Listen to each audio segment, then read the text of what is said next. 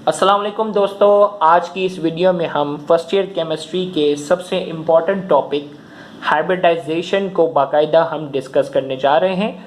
तो हाइब्रिडाइजेशन की हमारे पास जो डेफिनेशन है, when orbitals of different shape and energy are combined to form orbitals of same shape and energy, this phenomena is known as hybridization। इसमें कहा जा रहा है कि जब मुख्तलिफ शेप और मुख्तलिफ एनर्जी वाले ऑर्बिटल्स जो होते हैं वो आपस में कंबाइन हो जाते हैं और उनकी कंबाइन होने के नतीजे में उनकी शेप जो होती है वो सेम हो जाती है और एनर्जी भी सेम हो जाती है। इस फिनोमिना को हम नाम देते हैं हाइब्रिडाइजेशन। तो अब इस हाइब्रिडाइजेशन के कॉन्सेप्ट को बाकायदा स्टार्ट करने से पहले हम आपको बताते चलें कि ये लेक्चर हमारे YouTube channel Sindh board teaching पर अपलोड किया गया और ये लेक्चर डॉक्टर अली असगर की तरफ से डिलीवर किया जा रहा है। अगर आपने अब तक हमारे इस चैनल को सब्सक्राइब नहीं किया तो काइंडली आप हमारे इस चैनल को आज ही सब्सक्राइब करें। सब्सक्राइब करने के बाद बेल आइकन को लाजमी क्लिक करें। आप किसी अगर मेडिकल या इंजीनियरिंग यूनिवर्सिटी के एग्जाम के हवाले से तैयारी कर रहे हैं तो आप हमारे इस व्हाट्सएप ग्रुप को ज्वाइन कर सकते हैं। व्हाट्सएप ग्रुप को ज्वाइन करने का तरीका है, आप अपने नाम और अपने शहर का नाम इस नंबर पर हमें व्हाट्सएप करेंगे। याद रहे, मेल और फीमेल का व्हाट्सएप ग्रुप सेपरेट है। अगर आप किसी भी सवाल की डिस्कशन के हवाले से ग्रुप ज्वाइन करना चाहते हैं तो आप हमारे फेसबुक ग्रुप को ज्वाइन कर सकते हैं। फेसबुक ग्रुप को ज्वाइन करने का तरीका है, आप सर्च में ये ग्रुप लिखेंगे और आप रिक्वेस्ट सेंड करेंगे तो हम आपको उस ग्रुप में ऐड कर लेंगे। तो आइए हाइब्रिडाइजेशन के बाकायदा कॉन्सेप्ट को हम डिस्कस करते हैं। अब देखिए गौर से, जैसा कि हम जानते हैं कि ऑक्टेट रूल के मुताबिक हम जानते हैं कि पहले शेल में जो है वो 2 इलेक्ट्रॉन होते हैं, पहले शेल में 2 इलेक्ट्रॉन होते हैं और दूसरे में 8 इलेक्ट्रॉन तक आ सकते हैं। और इसी तरीके से हम जानते हैं कि पहला जो होता है, जैसे हम इलेक्ट्रॉनिक कॉन्फ़िगरेशन के मुताबिक हम कहते हैं 1s होता है और s में इलेक्ट्रॉन जो है, s ऑर्बिटल में इलेक्ट्रॉन जो जा सकते हैं वो 2 जा सकते हैं। इसी तरीके से जो दूसरा हमारे पास जो होता है ऑर्बिट, उसमें 2 ऑर्बिटल होते हैं। एक हमारे पास जो होता है वो 2s होता है और दूसरा हमारे पास क्या होता है, 2p होता है। एक हमारे पास जो है वो s होता है और दूसरा हमारे पास क्या होता है, p होता है। s में 2 इलेक्ट्रॉन जाने की गुंजाइश होती है और p में 6 इलेक्ट्रॉन जाने की गुंजाइश होती है। क्योंकि पहले के पास सिर्फ एक ही बाकायदा ऑर्बिटल है, लिहाजा इसमें 2 इलेक्ट्रॉन जा सकते हैं। जबकि दूसरे की अगर हम बात करते हैं, उसके पास s और p है, s और p। s की जो शेप है, s की जो शेप होती है वो क्या है, स्फेरिकल। s की जो शेप होती है वो स्फेरिकल होती है। जबकि p की अगर हम बात करते हैं तो p जो है वो 3 सब ऑर्बिटल में जाकर क्या हो जाता है, डिवाइड हो रहा होता है, जो कि px होता है, py होता है और तीसरा होता है pz। ये x एक्सिस पर है, ये py y एक्सिस पर होता है और ये pz है जो कि आउटर साइड z एक्सिस पर है।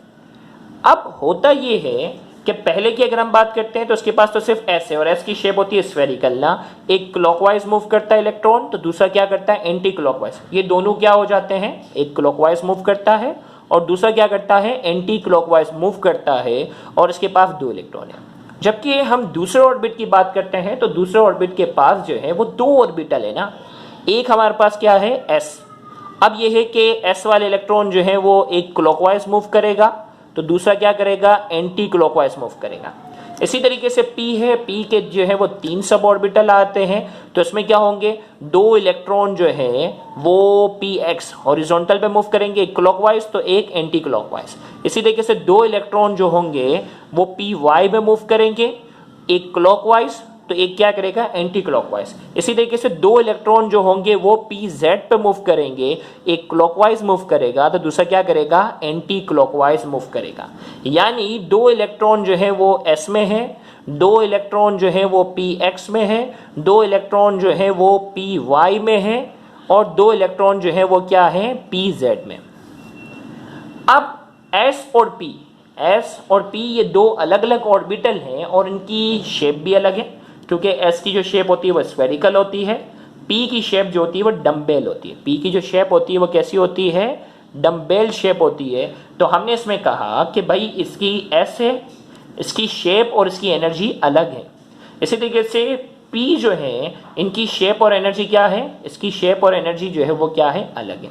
लेकिन होता यह है कि जो 8 इलेक्ट्रॉन जो दूसरे ऑर्बिट में है ना, 8 इलेक्ट्रॉन जो है ये दूसरे ऑर्बिट में है, इन तमाम की एनर्जी जो होती है वो सेम होती है। जबकि अगर हम कहें कि S और P जो है ये क्या होते हैं, S और P जो कि अगर ये अलग अलग होते तो S वाले इलेक्ट्रॉन की एनर्जी अलग होती और P वाले इलेक्ट्रॉन की एनर्जी क्या हो जाती, अलग होती। लेकिन ऐसा नहीं होता।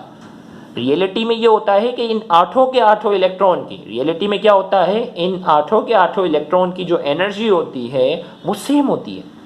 तो क्या हुआ, यहां से एक हाइब्रिडाइजेशन का कॉन्सेप्ट सामने आया।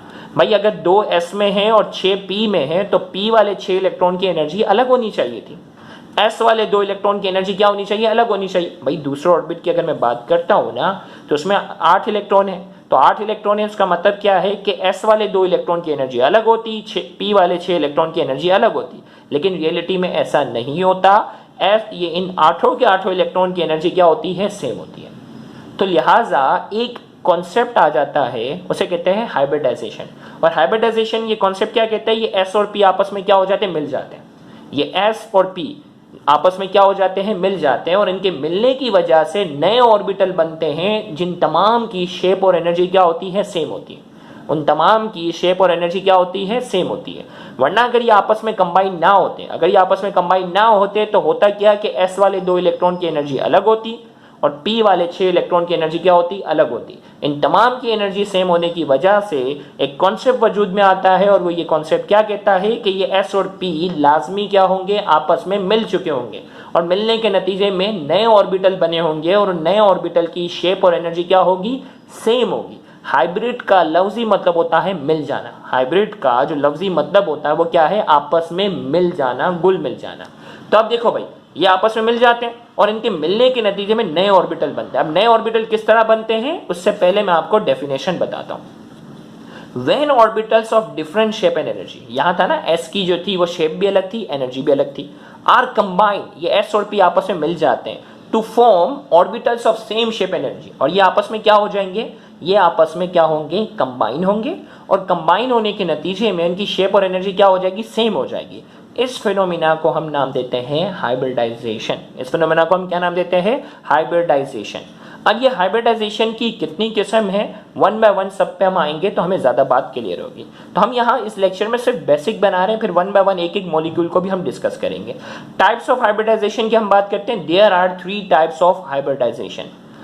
हाइब्रिडाइजेशन की 3 किस्में हैं। पहली किस्म है sp3 हाइब्रिडाइजेशन, दूसरी है sp2 हाइब्रिडाइजेशन, और तीसरी है sp हाइब्रिडाइजेशन।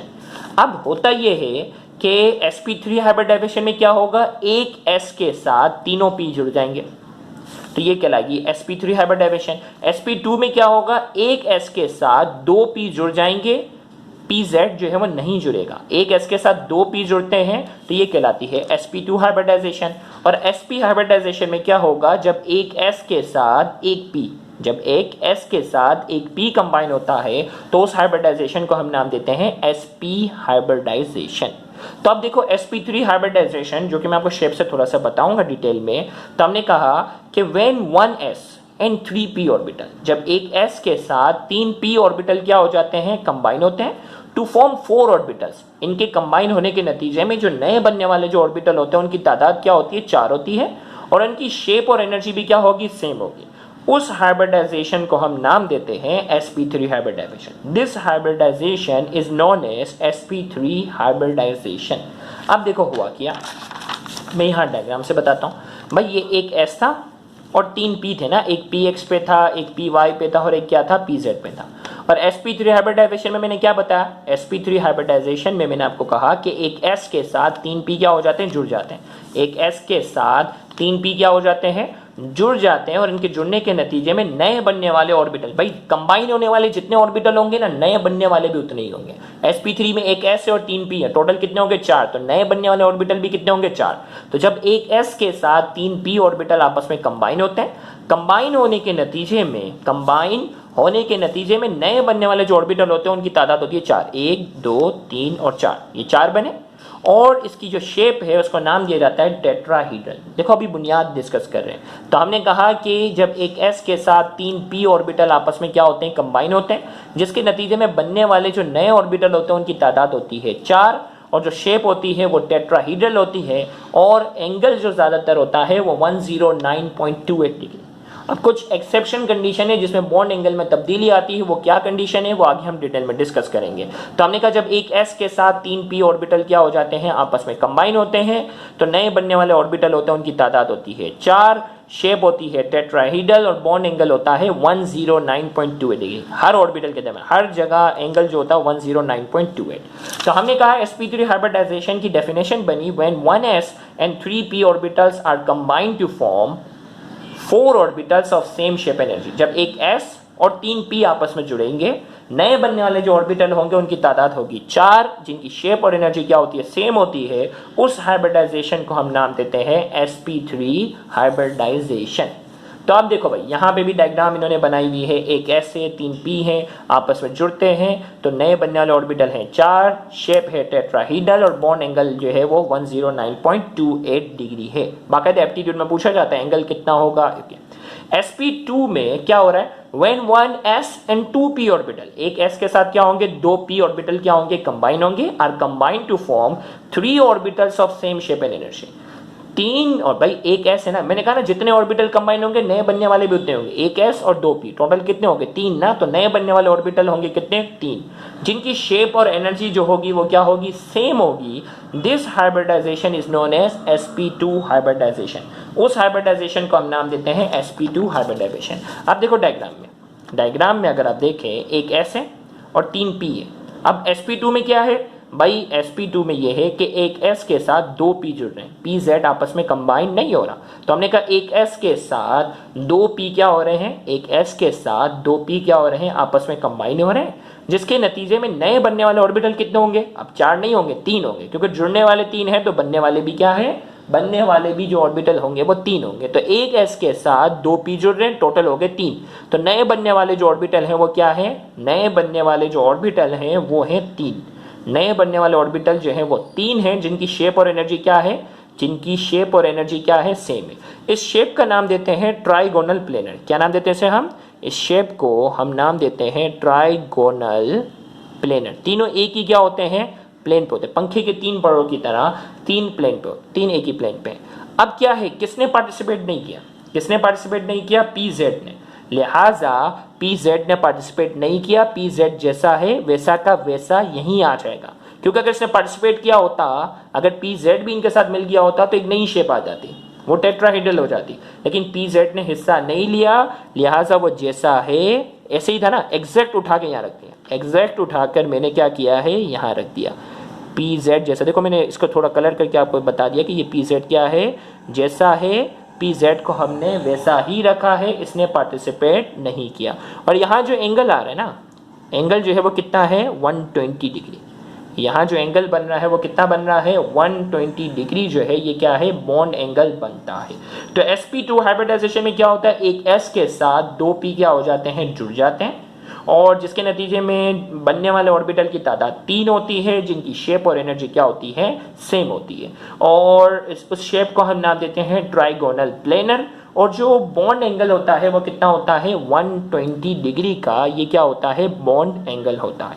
अब इसके बाद ओके, तो ये हो गया। फिर यहाँ इन्होंने जो है वो डायग्राम में भी ये किया, एक ऐसे 3 p इन्होंने बना दिए हैं, ओके, और जो नए बनने वाले जो ऑर्बिटल हैं वो ये 3 हैं। ये डायग्राम थोड़ी सही नहीं है, मैंने जो डायग्राम बनाई है ना, आप इसको फॉलो करो। देखो ये वाली डायग्राम जो है ना, आप पेपर में ये बनाओगे, सही है। तो यहाँ हमने कहा ट्राइगोनल प्लेनर एंगल है 120 डिग्री। अब sp हाइब्रिडाइजेशन हमें डेफिनेशन तो पता है, एक s होगा और एक p होगा, 2 जुड़ रहे हैं तो नए बनने वाले ऑर्बिटल भी कितने होंगे, 2। तो हमने कहा एक s के साथ एक p ऑर्बिटल क्या होगा, आपस में कंबाइन होगा, जिसके नतीजे में नए बनने वाले जो ऑर्बिटल होंगे उनकी तादाद 2 होगी, जिनकी शेप और एनर्जी क्या होती है, सेम होती है। उस हाइब्रिडाइजेशन को हम नाम देते हैं sp हाइब्रिडाइजेशन। अब देखो भाई, हुआ ये कि अब की बार एक s के साथ, अब की बार एक s के साथ एक p जुड़ रहा है, py और pz जो है वो पार्टिसिपेट नहीं करते। क्यों नहीं करते, वो एक एक मॉलिक्यूल को जब हम डिस्कस करेंगे उससे पता चलेगा। तो हमने कहा एक s के साथ एक क्या हो रहा है, px जुड़ रहा है, py और pz नहीं जुड़ते। तो इन दोनों के जुड़ने के नतीजे में नए बनने वाले जो ऑर्बिटल हैं वो कितने हैं, 2। इन दोनों के जुड़ने के नतीजे में नए बनने वाले जो ऑर्बिटल हैं उनकी तादाद जो है वो कितनी है, 2 है। और इनकी शेप और एनर्जी क्या है, सेम है। शेप और एनर्जी क्या है, सेम है। इस शेप को नाम देते हैं लीनियर। याद रखिएगा, sp हाइब्रिडाइजेशन के नतीजे में जो शेप बनती है वो कौन सी होती है, वो शेप होती है लीनियर।